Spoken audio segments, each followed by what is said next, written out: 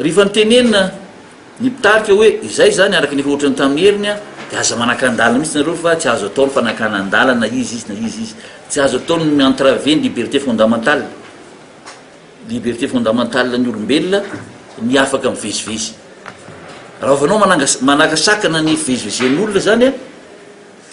ka tsy voalamina zay de efa adosoa ny zavatra zay de natao fandrese lahatra zay ny groupe humanitaire izy moa mbola any am'izao fotoana zao satria mbola manenjika ny zavarehetrarehetra any izy dia iny hitanareo iny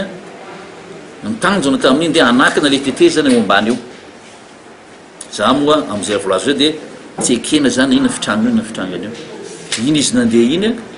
de rehefa nandeha moa izy de nanomboka nandorony iny izy moa iny bozaka iny hoe bana la de bana tokoa lalana nandritra teo amin'ny adinray teo miavy hoany miavy de Tanarivo hoany ongolava tsy afaka mandeha ny avy any tsy afaka mandeha inandikany meko ny baiko apartao satria efa hita zany fandikan-dalana iny paritaka iny zany ko satria moa tsy voaparitaka mitosika zareo natao mitosika ary zavatra tiako tenena koa fa betsaka olona mamo ao anatin'ireo manifestant reo betsaka olona mamo de natao mitosika rehefa vita mitosika de tsy maintsy mampiasa ny opelatarana zany zay omeny lalàna ampiasaina dia tsy maintsy nampirindra amin'ny lacrymogène eo zany de miteny fa hoe ny bomba lacrymogène nataony namainy io tsy maharina zany zay de nahita teo fa tsy hitanareo fa ao anaty mobile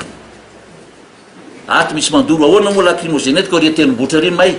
ho satria betsaka zay infraction zay de tsy maintsy niditra amin'ny fampisamborana ro mpitariky zahay satria tsy de efa nifampirikitra tamin'ny mpitariky hoe tokony tsisy ny foarapefy nisy de zay de natao moa ny procédure de reny niditra any amponja zany ny mpitariky